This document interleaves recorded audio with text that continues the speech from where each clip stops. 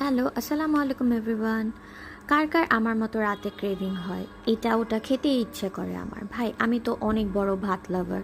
সারাদিনে একবেলা আমার ভাত খেতেই হয়।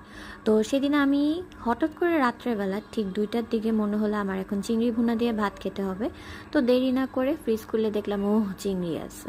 চিংড়ির প্যাকেটটা বের করে ক্লিন করে ধুয়ে ভাজতে দিয়ে দিলাম। ভাজার জন্য আমি তেমন কিছু ইউজ করিনি, হালকা একটু হলুদ মরিচের ফাঁকি দিয়ে একদম ডুবন্ত তেলের মধ্যে সেগুলা ক্রিস্পি করে ভাজি নাই, বাট অনেকটা ক্রিস্পি ছিল। আচ্ছা, ক্রিস্পি করে ভেজে ফেললাম।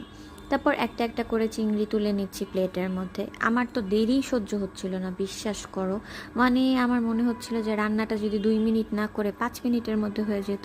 আসলে কি জানো, তারপর আমি আম্মুকে বললাম যে আম্মু তুমি আমাকে একটু হেল্প করো। আম্মু আমাকে এখানে পেঁয়াজ কেটে দিল, কাঁচামরিচ কেটে দিল, আদা রসুনের পেস্ট দিয়ে সেগুলো একটু মেখে হালকা একটু কাঁচামরিচ